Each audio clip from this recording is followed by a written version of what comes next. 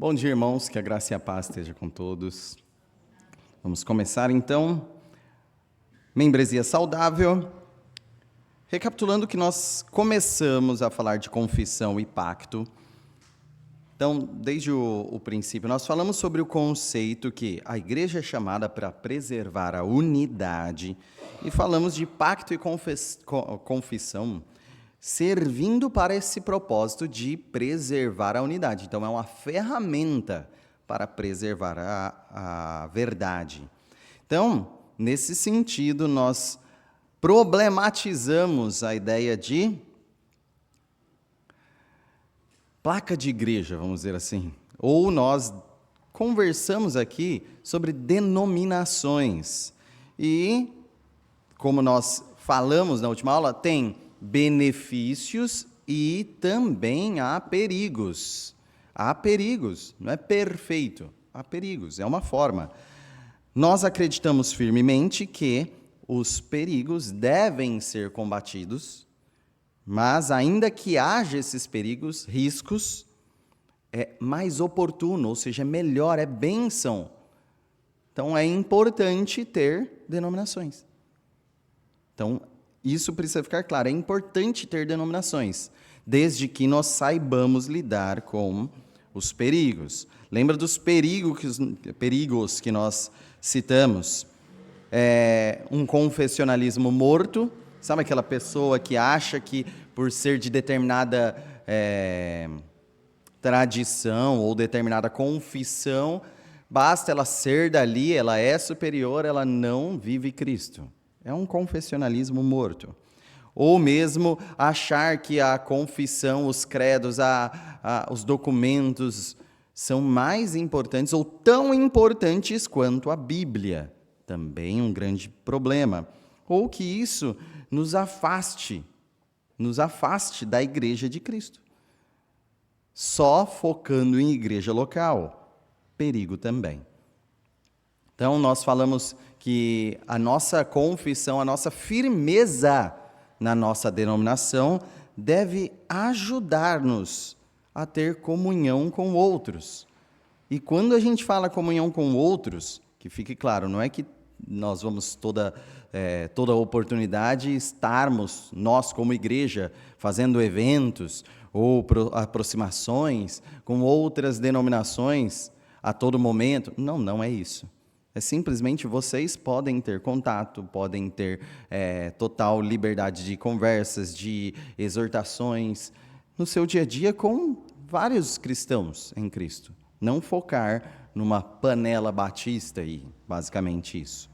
E também poderemos pontualmente fazer colaborações. Tudo isso nós estávamos falando no último encontro nosso. Falamos, então, sobre a importância de lembrarmos que o sola Escritura é de que a Bíblia é a autoridade suprema, nenhuma está em pé de igualdade, todas as outras autoridades estão submissas a ela. Então, falamos também até comentamos sobre o credo apostólico lido no culto. Então, credo apostólico deve estar, e de alguma forma muito consciente, muito madura, muito analisada, servindo à compreensão da Escritura. Então, deve ser entendido como uma síntese da Escritura. Então, nós falamos que a própria Bíblia, se a gente rejeitar, por exemplo, credos ou sínteses, nós estamos rejeitando a forma com que a Bíblia mesmo trata. E nós citamos algumas sínteses, algumas formulações de credo que tem nas Escrituras. E começamos a falar dos benefícios de usarmos confissões. Benefícios. Nós falamos da tradição para a gente entender que não somos os primeiros iluminados na Igreja de Deus a seguir a fé de uma forma que nós, em livre consciência, entendemos como correta. Não somos os primeiros, não somos os únicos. Então, isso nos aproxima de outros, historicamente e também hoje em dia. Então, a tradição, a denominação aproxima Não deve afastar, deve aproximar, deve manter uma tradição, inclusive histórica. Também benefício, balizadores. Então, aquele encaixe mais claro de confissões e credos como balizas para interpretação, para leitura bíblica, para futuras gerações nossas, deixar mais claro no que eles podem evitar problemas, heresias já enfrentadas pela igreja. Além disso, honestidade. Então vamos retomar a partir daqui. Benefício, honestidade. Confissões trazem uma afirmação pública e distintiva da fé de uma igreja que pode ser conhecida e analisada por outras igrejas e pelos candidatos à membresia. A igreja precisa ter uma transparência, uma honestidade sobre o ensino dela. Esse é um ponto importante. Nós precisamos, de alguma forma, deixar claro qual é a leitura feita nessa igreja. O que os irmãos compactuam e qual é aquele núcleo que os irmãos se aproximam mais e quais aquelas margens mais comuns nessa igreja para que aquele que deseja talvez procurar uma membresia mais próxima da sua confissão, pode analisar de fora. Ou aquilo que nos distingue pode ser visto claramente, não é algo que a gente esconde dos outros como vergonha, mas é algo que a gente declara em tranquilidade de confissão, honestidade e transparência. Esse é um benefício de deixar divulgado aquilo que a igreja crê. A gente às vezes tem problemas de servir demais a burocracia, mas nós precisamos servir o reino de uma forma a deixar claro, e isso servir não para um isolamento, mas para uma clareza, honestidade e confissão pública. Então, a honestidade também é um benefício da confissão. Próximo benefício, unidade. Unidade. Confissões são uma maneira de promover unidade da fé das igrejas em torno da doutrina. Então, nós temos uma importante situação aqui. Imaginem vocês que uma igreja vai cantar uma canção comum, meio gospel. Se tem uma coisa que me arrepia é falar gospel hoje em dia. Não deveria ser assim, mas infelizmente a prática levou a palavra para lugares onde a gente não gosta muito. Não é uma palavra problemática, mas o uso dela veio a ser, vamos dizer assim. Então, no meio gospel, tem algumas músicas populares, a gente vem, traz e começa a cantar aqui na igreja. E aí, alguns da igreja falam, eu ouço muito isso, cotidianamente, é legal. E uma boa parte da igreja fala, que música estranha, que letra estranha. Então, estou com dificuldade de entender, cantar, sabe, com segurança a letra dessa canção. Já enfrentaram algo parecido na vida cristã? Talvez não, talvez sim. Ou mesmo você vai em um lugar aqui, na IBD, você frequentou sempre uma turma ali, uma classe com um professor, uma revista, alguma coisa. E aí chega em outro momento, outra coisa, diferente, outro professor, outra ideia, totalmente diferente, inclusive, às vezes, contrária ao que foi falado. E você... Uns se identificam, outros não. E aí começa a crescer rupturas dentro da igreja.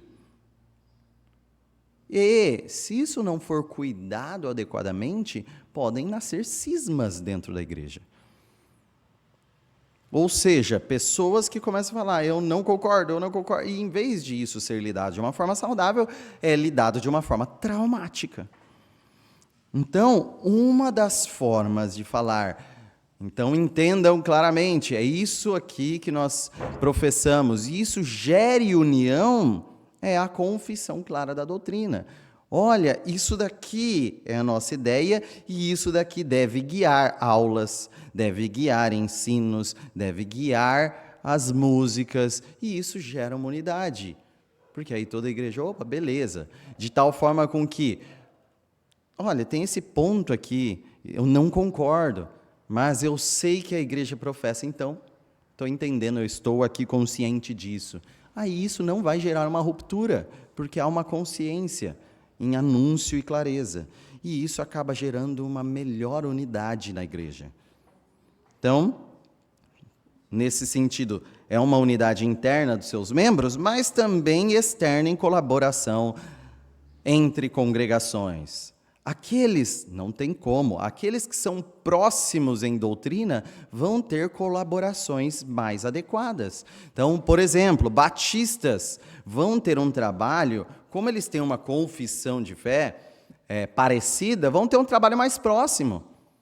Pensem comigo. Imagine a gente falar, vamos aqui fazer uma grande campanha de missões para enviar pessoas interdenominacional. Dá muita coragem em vocês?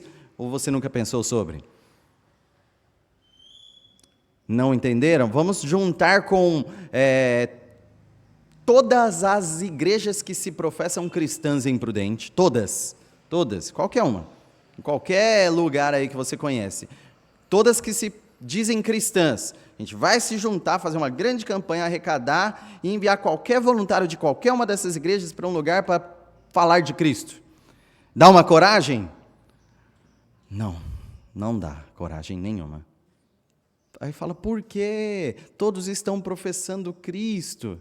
Mas pera lá, há diferenças substanciais, diferenças importantes aqui, que nos importam aqui.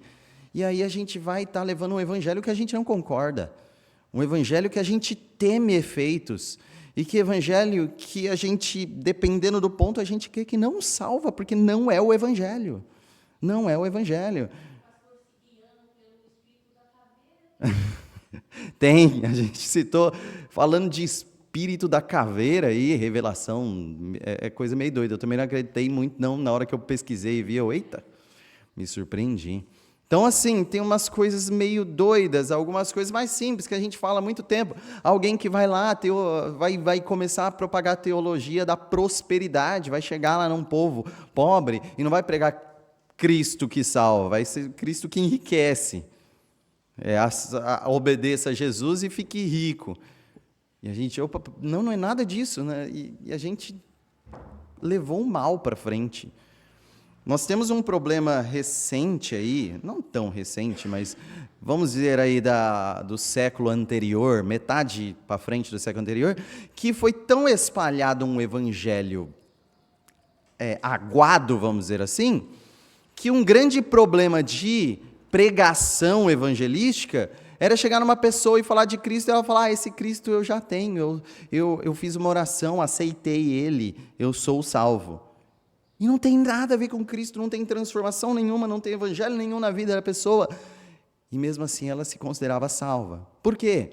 Porque foi um esforço mais publicitário do que cristão de levar o nome de Cristo de uma forma inadequada biblicamente.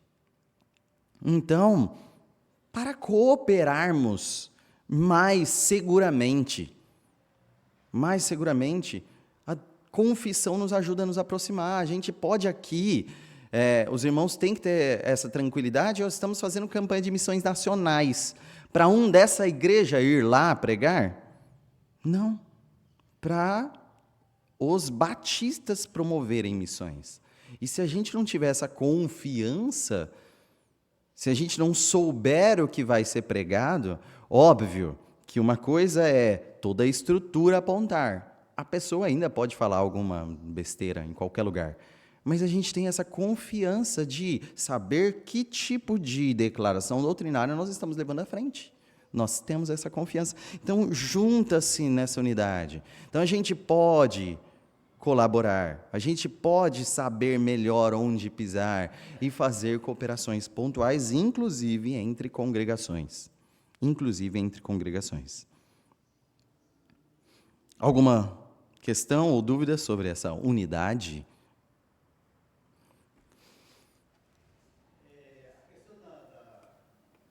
Só aguarde um pouquinho.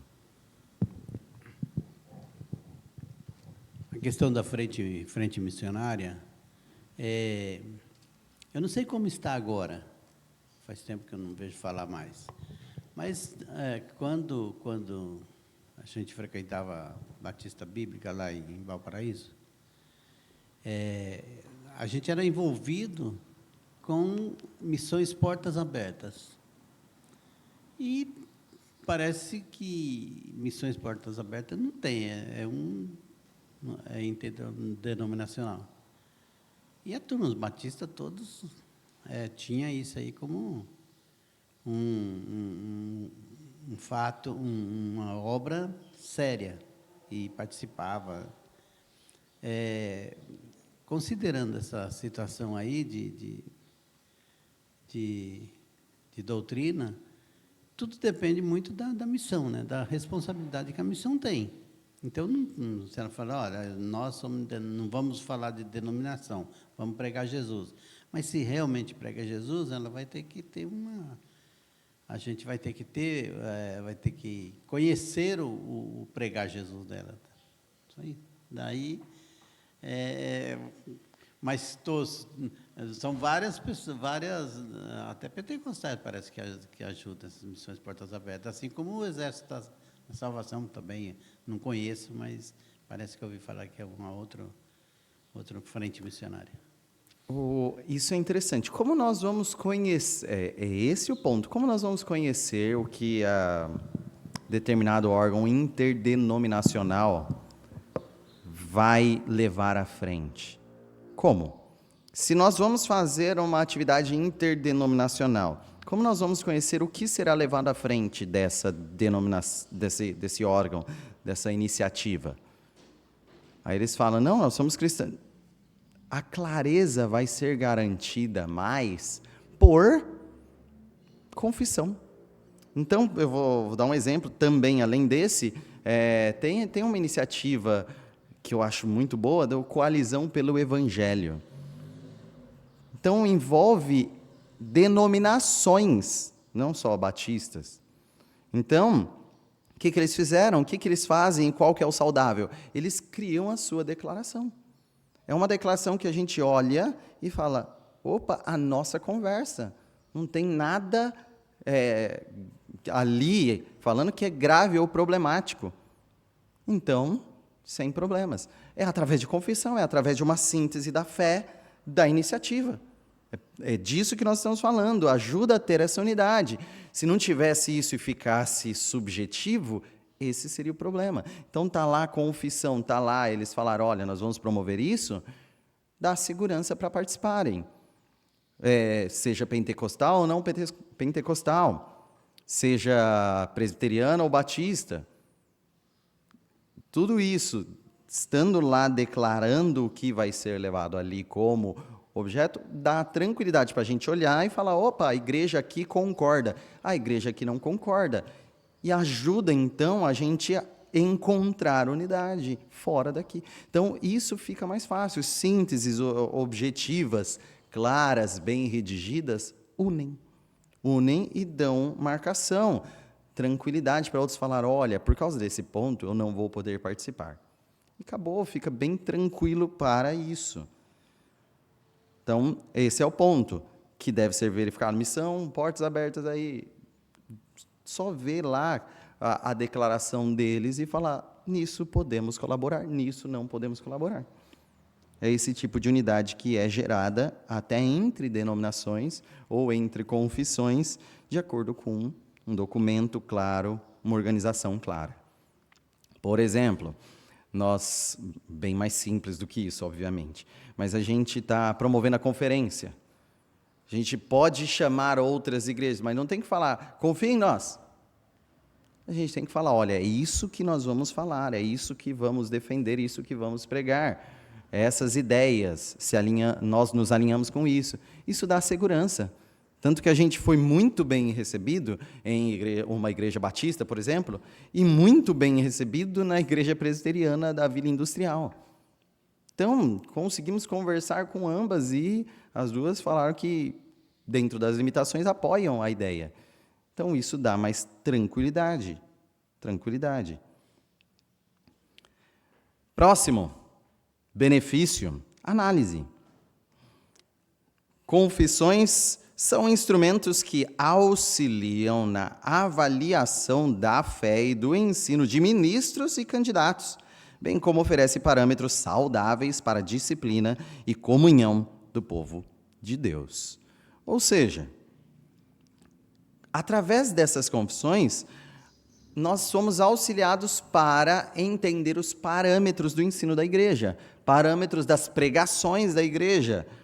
Isso nos ajuda a medir as coisas que estão acontecendo, entendê-las e organizá-las para gerar o quê? Mais comunhão. Mais comunhão. Disciplina e leitura disciplinar. Então, tudo isso é amparado, ajudado, auxiliado através de ter uma confissão que deixa clara essa análise. Então, esses documentos confessionais. Sendo assim, vamos lá. Compactuamos com a Declaração Doutrinária Batista, então da CBB. E, recentemente nós deixamos isso em assembleia, nós apreciamos a Confissão de Fé Batista de Londres de 1689. Essencialmente onde? Para nós deixarmos extremamente claro e honesto, nas doutrinas da graça. Então, nas doutrinas da graça. Então, nós, nessa igreja, qual é a declaração basilar, fundamental dessa igreja? Dos batistas. Então, da Convenção Batista Brasileira. Até hoje eu não entendo se é Convenção Batista do Brasil ou Convenção Batista Brasileira, ou são intercambiáveis. Sugiro que é intercambiável, tá? Porque eu vi já no site oficial Convenção Batista Brasileira, e já vi no meio do documento Convenção Batista do Brasil. Então, eu acho que são intercambiáveis. Então, CBB, Convenção Batista Brasileira, enfim. É que eu acho que eles não esperavam que viesse a aparecer a nacional, né? Nossa Convenção Batista Nacional, é isso, né? Bom, então, esta igreja em si, para deixar evidente, a Declaração Doutrinária Batista, ela tem uma visão, nós falamos disso em assembleia, uma visão de fé prevista para a salvação, fé prevista, geralmente considerada arminiana.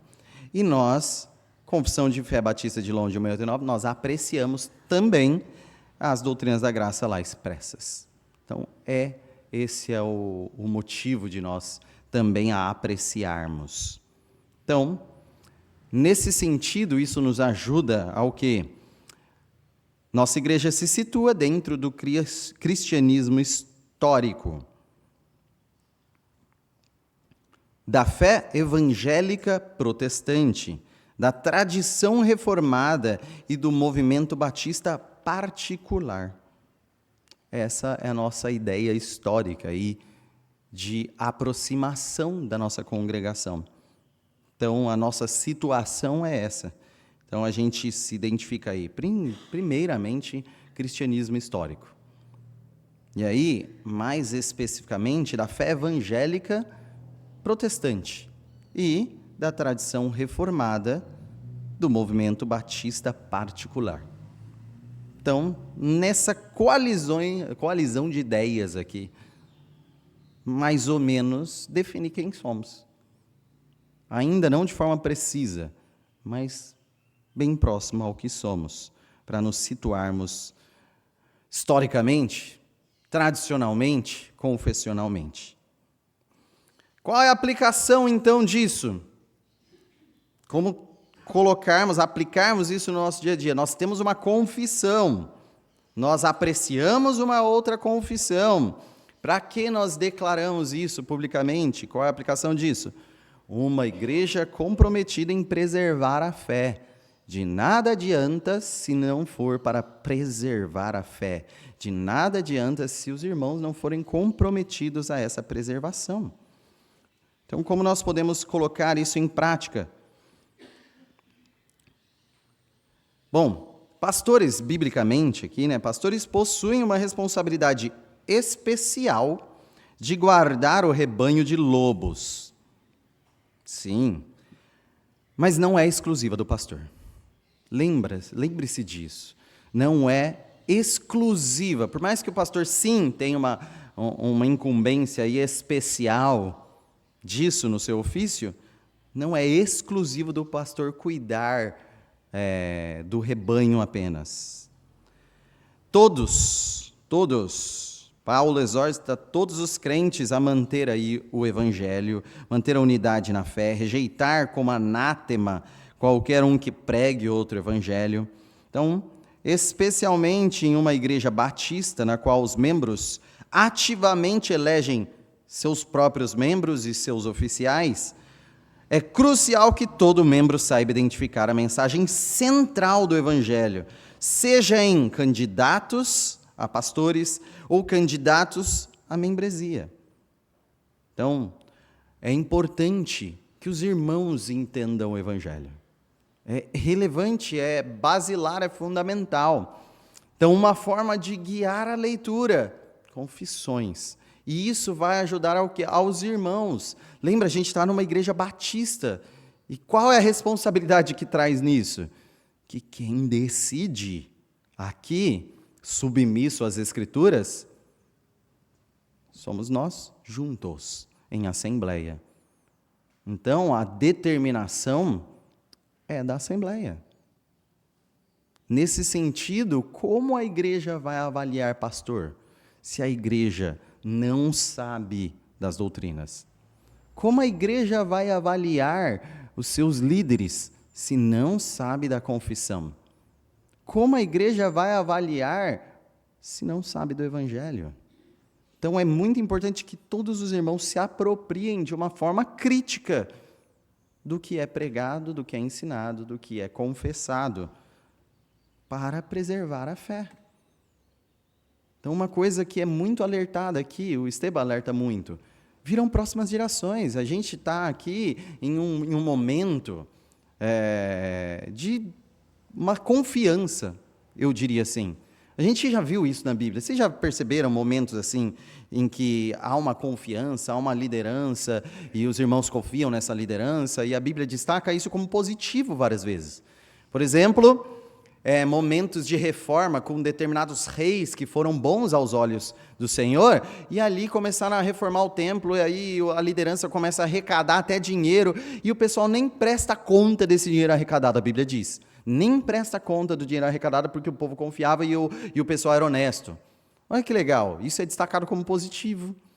Por quê? Porque foi honesto e o povo reconheceu como honesto, e isso é bom, isso é bom. Só que isso é perigoso. Por quê? Vem outra geração. Ali na Bíblia, vem outro rei, que vai pegar tudo isso e vai mandar para um povo distante. Vai pegar isso e vai transtornar em adoração a outros deuses. Nos reis é assim. E em nós, como é que nós podemos aplicar isso? Pode chegar outra liderança, daqui a pouco pode chegar outra liderança, pode chegar outros líderes. O que vai fundamentar a decisão dessa igreja?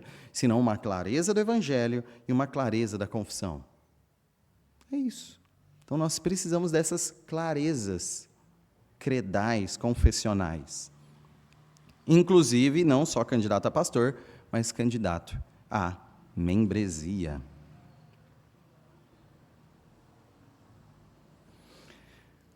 Até tem destacado aqui, 2 João 1,10, dizendo: se alguém vem ter convosco e não traz essa doutrina, não o recebais em casa, nem lhes deis boas-vindas. Então, aquilo que é essencial ao evangelho, aquilo que é inegociável, nós não podemos receber. Nós não podemos receber. Então, foi até interessante que no último domingo, que nós falamos disso de manhã, entre os jovens, fomos lá e estudamos o que é inegociável. Então, David levou uma pirâmide assim, daquilo que é essencial, e a partir de que aquilo for corrompido, não é uma ideia diferente, é uma seita. É uma seita. Então, o que é isso? A trindade, a suficiência das Escrituras, a divindade de Cristo, são coisas inegociáveis. Então, dá para a gente, vamos lá, nesse sentido, dá para a gente chamar de irmão o testemunho de Jeová que não acredita que Jesus é Deus? Uma resposta firme da igreja: não. Então, se eu não sabia, agora sabe e guarda. Essa informação é importantíssima. Eles dizem que Jesus não é Deus. Dá para chamá-los de irmão ou crer na salvação deles assim, no total, como organização? Não. Precisamos ser claros nisso. Mesma coisa, se tem uma igreja que coloca outro documento tão importante quanto a Bíblia em regra de fé e prática, que seja a tradição, por exemplo, como os católicos, nós acreditamos que isso daqui pode ser aceito como uma igreja irmã? Não, não podemos. O que nós também não podemos, nesse sentido, é falar, então todos que estão lá estão automaticamente no inferno.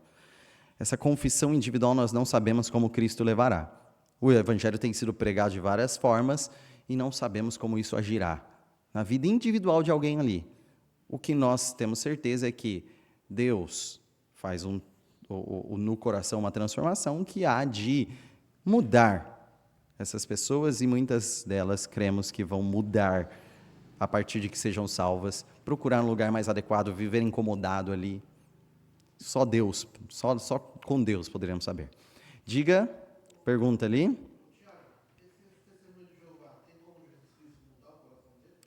Testemunho de Jeová tem como Jesus Cristo mudar o coração? Com certeza. Tem como mudar. Duas coisas. Primeiro, pessoalmente, preguem o Evangelho. Chegou o testemunho de Jeová, em vez de você falar assim, não quero atender, não, vou fingir que estou dormindo, você pode ir lá e citar um versículo, falar que Jesus é Deus, falar o que você crê de forma simples. Se você tem confiança para um debate, legal, se tiver tempo também, né? Se você não tem confiança, afirme a sua fé com a palavra de Deus. A palavra de Deus tem poder. Deus, através dela como meio, pode salvar. Pode salvar. Pode mudar. Pode ele chegar lá e viver em conflito a partir dali e mudar. Pode ser que não, se endureça. Você fez sua parte. Você não convence ao Espírito Santo. Agora, quando a gente, em segunda parte, a gente fala de denominação, aí é mais complicado. Teria que ter uma reforma lá dentro, teria que ter uma revolução mesmo lá dentro. Lá é muito difícil. Mas eu vou dar um exemplo simples aqui. Por exemplo, adventistas. Tão complicado. Adventistas têm alguns problemas graves. Um deles, que a gente entende, é a expiação, acho que é a expiação investigativa. Não vou entrar em detalhes mais, mas eles creem que Jesus está fazendo um serviço lá nos céus, expiando ainda, completando a expiação dos pecados do seu povo. E nós acreditamos que foi consumado na cruz a expiação. Então, isso é incompatível. Mas, ainda mais grave que isso, entendo eu, é alguns lugares que colocam em patamar de igualdade Bíblia e Ellen White, a profetisa. Cheguei a citar domingo passado. Só que, recentemente eu vi, tem um movimento dentro dos adventistas de sola escritura. Tem resistência dentro. Então é isso que eu quero falar. Mesmo que haja um ensino muitas vezes perturbado, como a gente vê em igrejas da Bíblia, pregando coisas perturbadas às vezes, ou enfrentando falsos mestres, se Deus desejar, vai existir resistência interna, vai existir avivamento interno, vai existir gente de lá de dentro contestando algumas coisas, e pelo apreço à igreja, ao corpo ali, ele vai tentar mudar a igreja. Vai chegar um momento que, se os locais resistirem, vai acabar gerando cisma. Mas ele vai pregar ali, ele vai ensinar, vai gerar o conflito. E a igreja é assim em sua história. Em defender a verdade, e Deus faz, em meio a momentos caóticos da igreja, ressurgir fidelidade à sua verdade. Jales? Não, respondendo a Igor, eu já fui testemunho de Jeová, Igor, e dos bons, hein? Temos um exemplo aqui, Jales já foi testemunho de Jeová. Maletinha, Com tudo. domingo. Fiquei uns 2 anos ou mais. Graças a Deus, hoje em dia eu sou mais. Amém. Amém. Glória a Deus. Graças a Deus mesmo. Mas o pastor falou que ainda ele é testemunha de Jeová. Pastor Ciro ainda é testemunha de Jeová. Jeová, Javé ou o grande eu sou. Só com relação aos testemunhos de Jeová, nossa, eu tinha muita bronca quando eles chegavam domingo. Todo domingo eles estavam lá na porta, quando eu morava lá no outro bairro, né? E eu falei, não é possível, gente. E tinha que ficar ouvindo aquilo, né? Mesmo que não concordasse. Mas aí eu falei, bom, a única maneira de se discutir com alguém é você tendo conhecimento, né? Aí eu fui estudar como que era a doutrina deles. Aí eu sei que o último que passou na minha porta, a primeira coisa que eu disse, quem é Jesus para vocês? Se Jesus não é o Filho de Deus, então não tem conversa. Aí eu sei que eu comecei a conversar com ele, falando, não, eu creio em Jesus como Filho de Deus. Vocês não creem, vocês não creem na Trindade, então não tem como a gente discutir. Mas se você... Aí, né, ele queria fazer um estudo bíblico. Eu falei, tudo bem, se você quiser, a gente pode fazer, né, conversar, mas de acordo com o que está escrito no Novo Testamento, que Jesus é o Filho de Deus com as doutrinas bíblicas de salvação e em Jesus. Eu sei que, né, conversamos lá um tempinho, depois eles foram embora, agradeceram, nunca mais bateram na minha porta, nenhum. Mas então, a gente tem que ter argumento e comprovação bíblica, senão não adianta. Aí vira uma discussão, um quer convencer o outro e não adianta. Então, a Bíblia, então nós temos que ser biblicistas. Exato. E ter conhecimento, não só, né, do que a gente defende, do que a gente crê, mas também ter o conhecimento do que o outro quer convencer a gente que é certo. Então, a primeira coisa é o conhecimento, não adianta. E eu também, se a gente pensar, o que a gente quer é que uma pessoa chame a gente, que não conhece Cristo, para marcar, para sentar e estudar a Bíblia.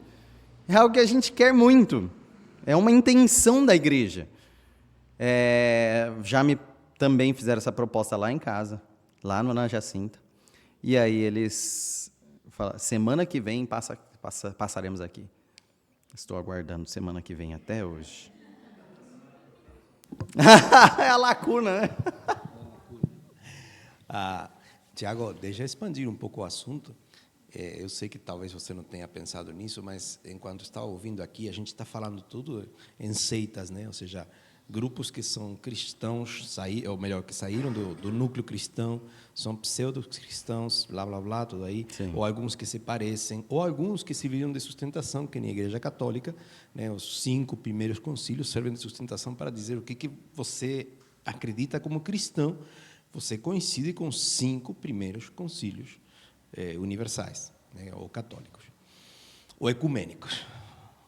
Agora, uma coisa que está começando a me preocupar é quando eu estou ouvindo pessoas comparando islamismo com cristianismo e judaísmo. Estão saindo, e eu não sei por quê, porque eu não estou postando nada ao respeito nas minhas redes, mas estão saindo umas postagens de por que o Islã e o cristianismo podem conversar e não com o judaísmo. Me preocupa bastante isso. Política.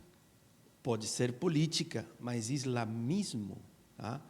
E quando eu ouço, por exemplo, que meu filho negou um grupo islâmico de entrar no servidor dele por convicções religiosas, né?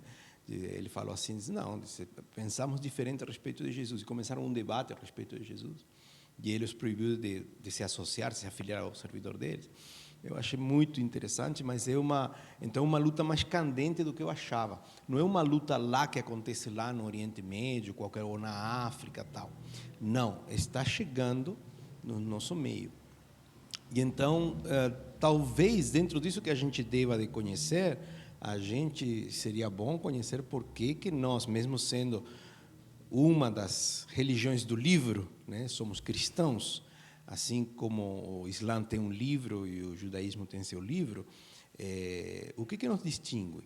E a outra, uma vez, alguém muito querida para mim falou assim, e quem que te disse que a fé cristã é a única que tem razão? Eu fiquei assim abismado, como logo você vai falar uma coisa assim, né? Então, eu entendo que justamente ali as confissões de fé, que são um extrato, vamos dizer assim, uma seleção parcial, né? Mas são muito válidas justamente nessa questão de fronte de guerra, né? Ou seja, é aquela questão em que em definitiva, o que você acredita? Qual que é o ABC? Está aqui, vamos, né? Vamos para frente. E aí discutir internamente por que acreditamos aquilo é bacana, mas o que a Mariusa fez é excelente. Tipo, o que eles acreditam? Tá? O que a Testemunhas contra Jeová acreditam? Né? O que o islamismo é contra? Porque se eu sou a favor, eu sou a favor. De Jeová eu sou. Eles são contra. Tá? Então, e o que o Islã acredita? Está me entendendo a coisa? Para mim, isso está se tornando grave. Estou querendo já comentar, na verdade. O primeiro congresso pró-evangelização, ou seja, o Islã falando, pró-evangelização da América Latina, foi em São Paulo, no final dos anos 90, início dos anos 2000. Tá? As maiores congregações de pessoas, de gente, que professam a fé islâmica, estão aqui na divisa, perto de nós, aqui em Foz do Iguaçu, lá no Rio Grande do Sul, na divisa também. Não é por nada, é estratégico. Esse assunto de os dois, né, islamismo e judaísmo, para nós, merece atenção, tá? Merece atenção. Por quê? Eu destaco que dois âmbitos atraem muito nesse tema: política e economia. Então, eles atraem, vamos dizer, são armadilhas para queda de cristãos. Antes de falar dos dois, a confissão, os credos, por isso eles são importantes também, tá? Olhando num ponto de vista mais amplo, o credo apostólico que nós lemos aqui, credo nicênico, atanasiano, outros, eles mostram também balizas do que é o cristão. Então, nesse sentido, você fala, mas a Igreja Católica também confessa. Mas a Católica também confessa Cristo é o Senhor, Cristo é Deus. Então, nós não somos diferentes dele nisso. Eles, foi esse mesmo movimento lá atrás que criou o termo Trindade. Nós mantemos, católico não vou usar. Não é isso. É antibíblico não vou usar. Então, naquilo que eles ainda estão à semelhança das Escrituras, não tem problema nenhum ter medo, não tenha medo, não seja aquele que eu tenho medo de tocar nessas coisas, porque a católica também toca. Tem muita gente que é assim, então, como se qualquer coisa tradicional fosse ruim. Não, é só estar abaixo das Escrituras. Para eles está igual, para a gente é abaixo. Só isso. Só isso. Então não precisa deletar tudo, absolutamente tudo o que foi tradicional na igreja. Só precisa submetê-lo às Escrituras, naquilo que é proveitoso para nós, pode manter ou pode mudar, sem problemas. Então, frisando, é importante, esses credos são importantes. E também, voltando aos casos específicos que são aplicações dessa importância. Política. Pessoas mais próximas à esquerda têm aí tendências de abraçar a causa islâmica, mas pouco afligem a igreja, sinceramente, pouco afligem. Pessoas ligadas ao conservadorismo e à direita, muito têm afligido, tá? Então, por isso que eu sou alguém, deixando claro para os irmãos, eu sou totalmente anti-esquerda, eu sou anticomunista, eu sou professor de história que zombo do comunismo quase todos os dias que tenho oportunidade lá na escola. Então, eu me declaro anti-esquerda, mas não de direita. Por quê? Eu sou cristão, é isso que me define. Nós somos mais próximos da direita. Sem problemas, nenhum crime. mas não se submeta ao grupo político chamado direita. Não se submeta. É um erro terrível. Por quê? Outras coisas envolvidas nisso. Quando do lado conservador, as pessoas começam a pegar pautas que a Bíblia defende, por exemplo, contra movimento trans. Sabe, pessoas transgêneras, transexuais, usar o mesmo banheiro de... Aí o pessoal, não concordamos, sou cristão, não concordo. E aí outros grupos não cristãos falam, também concordo com isso. E aí todo mundo fica amigo, sabe? O inimigo do meu inimigo é meu amigo. Problema. Aí esse pessoal que começa a levar a pauta mais importante que as Escrituras, vão encontrar no islamismo. E já aconteceu, tá? Já aconteceu. Pessoas apoiando a invasão russa na Ucrânia. Eu vi pessoas cristãs apoiando a invasão russa na Ucrânia. Por quê? Porque na Rússia há um conservadorismo grande. Na Rússia é proibido o movimento LGBT. Aí você fala, aleluia. E apoiaram, tem que levar mesmo. Por quê? Porque eles crescem a pauta conservadora. Quando o islamismo, a primeira palestra islâmica, o cara sai lá falando Allahu Akbar. Por quê? Porque eles são, mulher tem que se vestir direito, vai cobrir tudo, a mulher vai ficar em silêncio. Outras pautas, homossexual não deve nem existir na sociedade. E aí o cristão que está perdido nessas pautas conservadoras vai falar, eles estão mais seguros do que essas igrejas aí. E vai ser atraído por esse lado islâmico. Então, precisa ficar bem claro, o reino de Cristo precisa ficar claro, um reino de acusar o pecado e apontar a misericórdia, um reino fundamentado em Jesus, Senhor, Salvador, Deus. Deve ser muito antes de você chegar nessa pauta para brigar de conservadorismo. Muito antes. Senão você vai se perder. E por outro lado, mudando um pouco aí, e eles também entram em países, não só assim, por exemplo, entraram lá na Inglaterra por economia. Mexeram muito com colônias cheias de islâmico, entraram um monte na Inglaterra. Hoje em dia está o quê? Estão aqui em clube de futebol sendo vendido para islâmicos. O que vai acontecer a longo prazo? Lotou. Como vamos lidar? Então, assim, por enquanto é incipiente. Mas aí, do outro lado, tem o pessoal defendendo Israel. E uma proximidade muito grande. Vocês já viram, né? Uma proximidade muito grande entre cristãos e o Estado de Israel.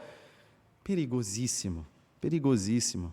Precisa ser entendido. Precisa ser entendido. Quando nós estamos falando aqui, nós, igreja, sobre Jerusalém, sobre Sião, sobre Israel, estamos falando do que a Bíblia diz. Não estamos falando sobre política de países. Então, nós não podemos deixar o nosso coração virar cativo à política deste mundo. O reino de Jesus não é deste mundo. E nós estamos vendo multidões apaixonadas. Inclusive, tem um movimento nas igrejas, movimento judaizante. A gente não conhece muito disso, mas se a gente for atrás, tem gente resgatando elementos judaicos na celebração do culto cristão. Então, assim, está bem complicado isso daí, por política ou economia, deixando-se levar para esses, e aproximando coisas que são irreconciliáveis. Se a pessoa não crê que Jesus é Deus, não é meu irmão, está indo para o inferno. Os judaizantes não creem que Jesus é Deus, deixar claro. Os judaizantes não creem que Jesus é Deus. Os islâmicos não creem que Jesus é Deus. Ambos não creem no Novo Testamento aqui como infalível. Os judeus não creem. A Bíblia aqui que nós cremos, os islâmicos falaram que nós temos uma interpretação errada dela, substituída ou melhor exposta no Alcorão. Nós não concordamos, é irreconciliável. São coisas elementares, mas precisam ser ditas aqui. Então, não se aproxime ideologicamente ou politicamente destes dois grupos. Luan quer falar. Ô, Tiago, eu só compartilhar uma experiência, né? Quando o Silvio Santos morreu, fiquei curioso como é que funcionava a tradição lá do velório, do enterro, né? Enfim, na tradição judaica, e fui começar a procurar na internet para ler sobre o assunto. A quantidade de pessoas, assim, em comentário, Instagram, vídeo do YouTube, na sinagoga que o Silvio Santos frequentava, se identificando como evangélico, né? Não vi comentário de católico, de evangélicos, falando crer na crença judaica, até perguntando como fazer para se transformar em judeu, né? Era gigantesca, ao ponto do rabino gravar um vídeo falando assim: olha, nós não queremos vocês aqui porque nós não somos proselitistas, né? Temos uma tradição de judeu para judeu, né? Vocês permaneçam onde vocês estão, podem crer em Deus único e tal, né? Porque a quantidade de pessoas ali comentando sobre isso era gigantesca. Então, essa proximidade, o Esteban falou sobre a proximidade com o islamismo, mas com o judaísmo eu acredito até que seja maior do que... Sim, hoje aqui é muito maior. O rabino falou assim: olha, a gente não quer vocês aqui não. O pessoal querendo visitar a sinagoga, ele: não, vocês fiquem aí onde vocês estão, está tudo certo. Acontece. Rejeitou o pessoal lá. Acontece, se vocês perguntarem, acontece, Esteban, vocês vão ter que medir aqui ouvindo, porque ele sabe que acontece. Acontece lideranças próximas a nós aqui, é uma paixão inexplicável por Israel, o Estado de Israel atual. É isso. Hã? Sim, é uma mística quase que inexplicável biblicamente. Só que também tem outro risco aí, não vamos, lembra, o extremismo é meio complicado. Também você odiar Israel é outro erro, tá? Outro erro. Nós não compactuamos com isso e não é isso que nós estamos falando. E inclusive porque os católicos são muito menos, porque os católicos historicamente tiveram momentos muito antissemitas na história. Nós tivemos muito genocídio judaico por católicos, Inquisição e tudo mais. Então, é um movimento mais recente, uma pacificação entre cristãos e judeus que é saudável, mas uma proximidade ideológica, ou principalmente religiosa, espera lá, é totalmente contrária à nossa fé. Totalmente contrária à nossa fé. O judeu é tão próximo da nossa fé quanto o Mormon, quanto o Testemunho de Jeová, ou seja, tão próximo quanto um abismo entre nós. O que eu me referia era à invasão islâmica, certo?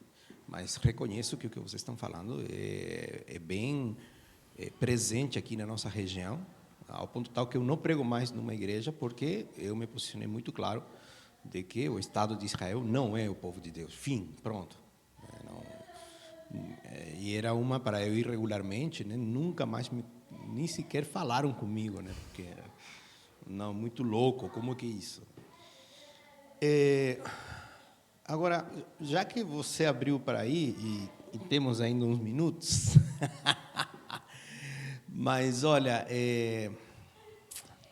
o Estado de Israel está cometendo o pecado de repetir com outros povos o que fizeram com ele. Tudo bem, não chega a ser genocídio, porque palestino, como tal, não é um único povo, né? Então, por esse simples detalhe, talvez, né, fundacional, que não seja genocídio. Mas Paul Tillich, um dos fundadores da neo-ortodoxia, ele falava em três formas de governo, né? Três formas de autoridade, né? Uma seria a autonomia, em que eu sozinho eu me dirijo, tá? O outro seria a heteronomia. E a heteronomia é quando alguém de fora é igual a mim, mas de fora diferente no sentido de ser um nazista e eu um judeu, porque ele escreve nesse contexto, tá? Ele se torna aquele que me subjuga, tá?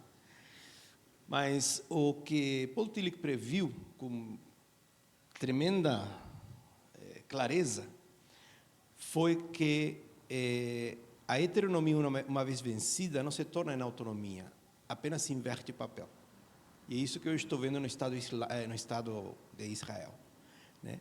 Ele apenas inverteu o papel. Ele se diz dono daquela terra, apela para um conceito pseudo-cristão, né, de que, sim, essa terra é de Israel.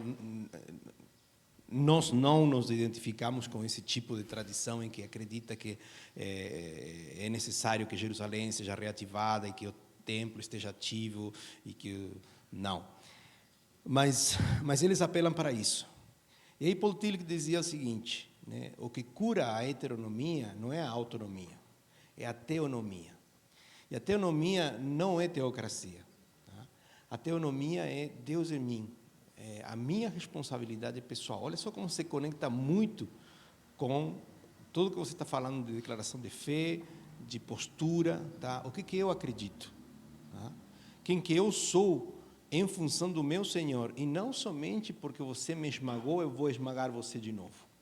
Você me esmagou e agora vamos os dois juntos seguir Deus. Tá? Era mais ou menos a proposta louca dele, aloprada, como tudo no Evangelho. Tá? Então, identificar o Estado de Israel com, aspas, povo de Deus, primeiro que uma violência próprio texto bíblico, que Paulo diz bem claro, de ambos os povos fez somente um. Existe somente um povo de Deus, né? Que é a junção daquele povo escolhido com o novo povo escolhido, essa escolha de Deus, esse ato soberano de Deus de escolher, formar, né? E transmutar o seu povo. Tá? A transformação que ocorre apenas pela intervenção dele e só pela vontade dele. Tá? Então, nós temos que ter talvez um pouco de malícia nas consequências do que nós afirmamos acreditar. Se nós acreditamos na Bíblia, então nós acreditamos que não existe mais o povo antigo, hipersanto, ao qual nós devemos adorar, porque se adora, né? Porque vamos trazer então a letania hebraica para dentro, vamos trazer, né, a forma de música, vamos trazer a vestimenta, os rituais, só falta o sacrifício, que não pode porque você vai ser lá em Jerusalém.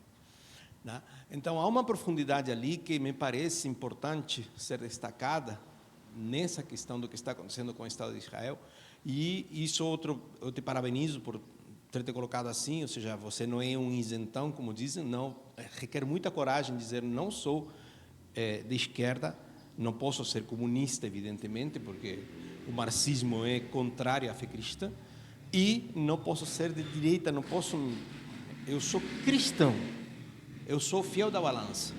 Olha a metidez e orgulho que pode parecer isso daí. Eu sou fiel da balança. Tipo, estou aqui para julgar esse mundo e dizer, por aí estamos indo errado, vamos por aqui. Tá? Então, tem muito cristão aí chorando por Bolsonaro, chorando pelo Estado de Israel, e, na realidade, nós temos que afastar-nos dessa questão e voltar ao básico, ao essencial. O ser humano está perdido, porque tudo isso nos tira do essencial. Então, admiro teólogos do porte de Paul Tillich, acho que é necessário a releitura deles para um tempo destes, tá? E me dói muito o posicionamento, não só de alguns colegas, mas de igrejas inteiras pro-judaizantes, e abrir o olho com o islamismo. Só quero fechar frisando isso. Seria muito triste se nós aguardássemos um terceiro templo. Seria muito triste. Jesus, que olhou para o templo, falou que seria destruído e ele reconstruiria em 3 dias. Então, a sombra e a figura ali. E Jesus falando da figura, ele mesmo. E Apocalipse fala, eis o tabernáculo de Deus, olhando para Jesus. E a gente aguardar de novo as pedras e os rituais judaicos. Sinceramente, eu não consigo entender o Novo Testamento com isso. Bom, vamos lá. Aplicando ainda, posso discordar da declaração? Eu posso chegar lá na declaração doutrinária batista e falar, eu não concordo com isso? Pode. Pode chegar lá na confissão de fé, que a gente aprecia também, e falar, não concordo com isso? Pode. Sem problema. O que recomendam os pastores, ou nós pastores recomendamos? concordar integralmente com a síntese, um resumo da confissão de fé. Onde posso vê-la? Tem no site, mas tem aqui também. Vou pedir aí para ajudantes distribuírem para quem desejar uma síntese. E leiam, por favor, leiam. Ah, vai demorar, não importa, lê com paciência, lê cada termo e vê o que você discorda, procure urgentemente, na hora que você discordar, procure urgentemente o pastor, fala, vamos abrir a Bíblia aqui, vamos conversar desse ponto aqui. Amém, vamos conversar. Então, essa é uma síntese da Confissão de 1689 na sua redação e exibe os principais pontos que têm sido ensinados nessa igreja, conforme nós temos estudado. Então, precisamos citar aí que, ao unir-se à igreja, cada membro entende que o ensino dessa igreja está debaixo, a pessoa está debaixo de um ensino que é balizado por essa síntese, pelas confissões, que se compromete a sustentar e preservar a fé expressa aí, pela confissão, pela declaração doutrinária, por nossa denominação. E, ao contrário do amigo do Luan, não vai pedir para batizar uma criança. Então, membro aqui vai entender que nós temos uma ideia de fé, uma confissão. E que não irá publicamente se opor ao ensino confessional, a menos que se desvie da Escritura em aspectos cruciais. E se comprometa a isso, tá? Se comprometa. Olha, se a Escritura está de acordo, não vou lutar contra. Se a Escritura estiver em desacordo com o que tem sido feito aqui, pregado, se comprometa, você precisa imediatamente se posicionar contra. Você precisa lutar pelas Escrituras acima de qualquer coisa. Então, procure um pastor, fale com o pastor. Se você tem alguma dúvida, discordância da síntese, das confissões da igreja, a confissão, a declaração doutrinária, você tem alguma discordância, você tem discordância da confissão de fé de 1689, converse com o pastor, entenda. Ok? Converse com o pastor. Então, vamos lá. Vamos ler para encerrarmos aqui. Conceito.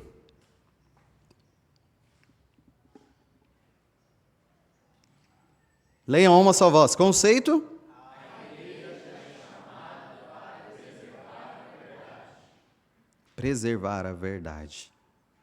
Esse é o chamado de vocês também, como igreja. Aplicação. Uma igreja comprometida em preservar a fé. Preservem. Sejam comprometidos em preservar a fé, lutar por ela. E chamar mais e mais ao arrependimento em Cristo, preservar a fé nas Escrituras.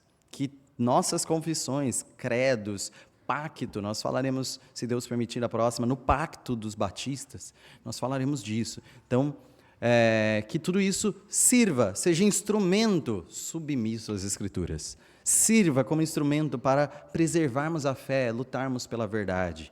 E armados aí com esses instrumentos, é pelo que Cristo nos capacita, pelo que o Santo Espírito nos concede, que a gente vai lutar essa batalha.